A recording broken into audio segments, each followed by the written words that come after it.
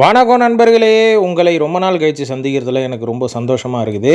இப்போ நான் எங்கே இருக்கேன் அப்படின்னு பார்த்துக்கிட்டிங்கன்னா, சென்னையில் இதுக்கு முன்னாடி ஒரு ஓரிரு வாரங்களுக்கு முன்பு நடந்த ஒரு ஃபுட் ஃபெஸ்டிவலில் தான் இருக்கேன் நண்பர்களே. அது என்ன ஃபுட் ஃபெஸ்டிவல் அப்படின்றத இங்கே நான் சொல்ல விரும்பலை. ஏன்னா இன்றைக்கி வீடியோவில் நான் சொல்ல போகிறது பொதுவாக இந்த ஃபுட் ஃபெஸ்டிவலில் நடக்கக்கூடிய அந்த ஸ்கேம் என்ன அப்படின்றத பற்றி தான் இனி நம்ம பேச போகிறோம். ஏன்னா சென்னையில் பார்த்துக்கிட்டிங்கன்னு வைங்களேன், வாரம் வாரம் ஒரு ஃபுட் ஃபெஸ்டிவல் நடக்குது. எங்கே ஃபுட் ஃபெஸ்டிவல்னு போட்டாலும் மக்கள் அலைகடலென கூட்டமாக கூடி கிடைக்கிறதெல்லாம் சாப்பிட்டுட்டு அப்புறம் டாக்டருக்கு போய் செலவு வைக்கிறாங்க. இது வாடிக்கையாகவே நடக்குது. இதை இப்போ நான் சொன்ன உடனே பல பேருக்கு கோவம் வரும். ஏன் நீ எல்லாம் சாப்பிட மாட்டியா? நாங்கள்லாம் ஃபுட்டிப்பா, நாங்கள்லாம் வாழ்கிறோம், சாப்பிட்றதுக்காகவே வாழ்கிறோம், நீங்களாம் என்ன பணத்துக்காக ஓடுறீங்க அப்படின்னு சொன்னீங்கன்னா அது உங்களோட கருத்து அப்படின்னு நான் வச்சுப்பேன். ஆனால் உடம்பும் ஹெல்த்தும் முக்கியம் இல்லை அப்படின்றத யாருமே யோசிக்கிறது கிடையாது. ஓகே, டாப்பிக்கை விட்டு நான் அவுட் ஆஃப் த டாபிக் போயிட்டுருக்கேன். இப்போ இந்த ஃபுட் ஃபெஸ்டிவல் அப்படின்னு எடுத்துக்கிட்டோன்னா இது உள்ள என்ன மாதிரியான ஸ்கேம்லாம் நடக்குதுங்க, கொஞ்சம் தெளிவாக சொன்னீங்கன்னா நாங்களும் அடுத்த வாட்டி போகும்போது உஷாராக இருப்போம்ல அப்படின்னு நீங்கள் நினைக்கிறீங்கல்ல, அதை பற்றி தான் இன்றைக்கி நம்ம பேசுவோம். அதாவது மேட்ரு என்ன அப்படின்னு பார்த்தீங்கன்னா, முதல்ல நான் பார்த்து அதிர்ச்சியான ஒரு விஷயம் இந்த ஃபுட் ஃபெஸ்டிவலில் இவங்க வைக்கக்கூடிய என்ட்ரன்ஸ் டிக்கெட்டுங்க. எதுக்கு என்ட்ரன்ஸ் டிக்கெட் வைக்கிறாங்க நம்மளுக்கே தெரிய மாட்டேங்குது. ஆனால் வைக்கிறாங்க, உள்ளே போனோன்னா டிக்கெட் வாங்கிட்டு தான் போகணும் அப்படின்ற மாதிரி சொல்கிறாங்க. நம்ம என்னமோ இவங்க ஸ்டால் போட்டு இவங்க விற்கிற சாப்பாடை தான் சாப்பிட போகிறோம்.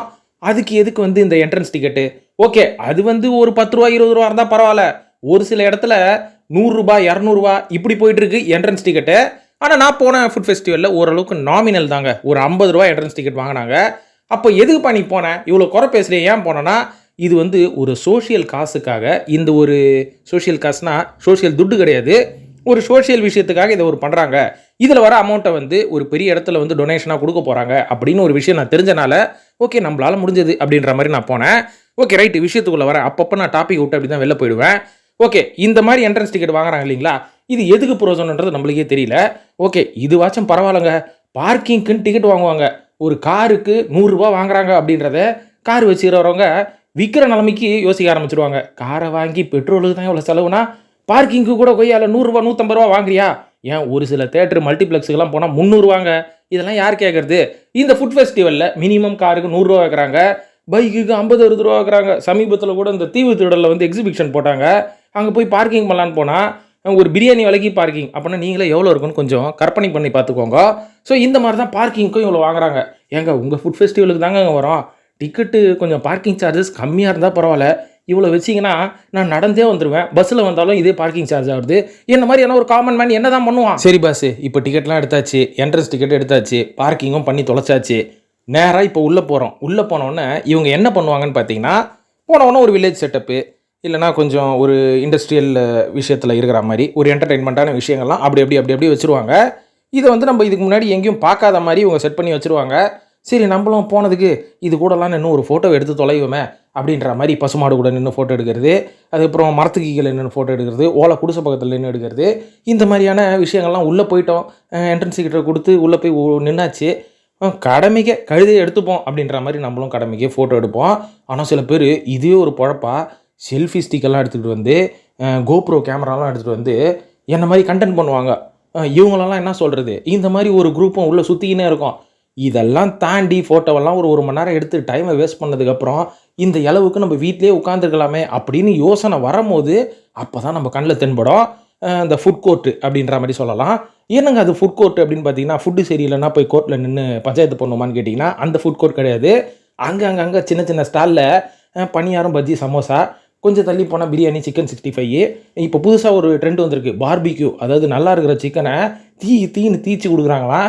இந்த மாதிரி தீஞ்ச சிக்கனை வெஸ்டர்ன் கண்ட்ரீஸில் சாப்பிட்டு தான் அவனுக்கு கேன்சர் ரேட்டு இன்க்ரீஸ் ஆகிடுச்சு. இப்போ அவனுங்க குறைச்சிக்கிட்டானுங்க, நம்ம அதை அதிகப்படுத்திக்கிட்டோம். இப்போ இது முடிஞ்சுதா? ஓகே, ஏதாவது ஒன்றத்தை சாப்பிடுவோம். ஃபுட் ஃபெஸ்டிவலுக்கு எதுவும் சாப்பிட்லன்னா நல்லா இருக்காதுல்ல அப்படின்ற மாதிரி ஆர்டர் பண்ணலான்னு ஒரு ஸ்டாலுக்கு போய் நின்னா தாங்க தெரியுது. அதாவது ஒரு எக்ஸாம்பிளுக்கு சொல்லணும்னு பார்த்தீங்கன்னா, இதே மெட்ராஸ் காஃபி அப்படின்னு சொல்லிட்டு ஒரு காஃபி ஹவுஸ் இங்கே இருக்குது, ரொம்ப ஃபேமஸான பிரபலமான ஒன்று தான்.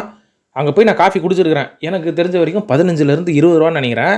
இதே காஃபி அங்கே விற்கிது, எவ்வளோன்னு கேட்டால் 40 ரூபான்றாங்க. எதுக்கு இந்த 40 ரூபாய்க்கு நான் 2 காஃபி குடிப்பேனே, எதுக்குங்கன்னு கேட்டால் அதான் ஃபுட் ஃபெஸ்டிவலாம்.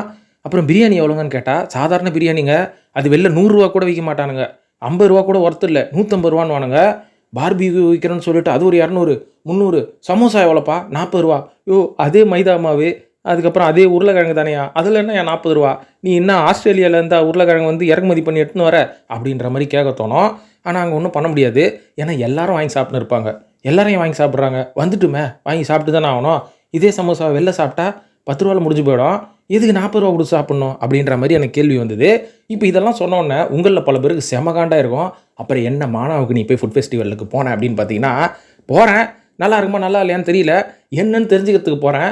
அங்கே நடக்கிற பித்தலாட்டத்தை பார்த்துட்டு எனக்கு கொஞ்சம் அப்படியே ஹார்ட்டெல்லாம் படபடன்னு ஆகிடுச்சு. சரி என்ன தான் சாப்பிட்றது அப்படின்ற மாதிரி யோசிச்சதுக்கப்புறம் கடைசியாக ஒரு முடிவுக்கு வந்தாங்க. ஒரே ஒரு காஃபி மட்டும் குடிப்போம், 40 ரூபா சொல்கிறான், குடிச்சு தொலைகிறோம் போங்க அப்படின்ற மாதிரி குடிச்சிட்டு, ஒரு பட்டர் பிஸ்கட் எவ்வளோப்பா, 10 ரூபாவா, யோ பட்டர் பிஸ்கட் பேக்கெட்டே 10 ரூபா தானேயா அப்படின்னு கேட்டால், இல்லை இது ஃபுட் ஃபெஸ்டிவலில் அப்படி தான் இருக்கும் அப்படின்னு ஃபுல்லாக சாப்பிட்டு முடிச்சதுக்கப்புறம் ஃபன் ஜோனு அப்படின்னு ஒரு விஷயம் இருக்குதுங்க. அதுக்கு பார்த்தீங்கன்னா தனியாக 150 ரூபா டிக்கெட்டு. 150 ரூபாய்க்கு உள்ள என்ன இருக்குதுன்னு போய் பார்த்தா, இந்த ஸ்விம்மிங் பூல் மாதிரி ஒன்று இருக்குது, அதில் போட்டு ஓட்டுறாங்க. அப்புறம் குழந்தைங்களாம் இந்த குஷன் மாதிரி ஒரு விஷயம் இருக்குது, அங்கே குதிச்சின்னுக்கிறாங்க. அதுக்கப்புறம் ஏதோ இந்த தூக்கி அடிக்கிறது, பந்து தூக்கி அடிக்கிறது, எலக்ட்ரிக் ஷாக்கு, அப்புறம் முட்டை விடுறது, இதுக்கு 150 ரூபாங்க. அதுக்கப்புறம் கொஞ்சம் வீடியோ கேம்ஸ்லாம் இருந்தது. இதை பார்த்தோன்னா மனசு ஆறுதல். ஓகே வந்ததுக்கு 1 மணி நேரம் அதையாச்சும் விளையாட்டு போகலான்னா 4 வீடியோ கேம்ஸ் வச்சுன்னுக்கிறாங்க.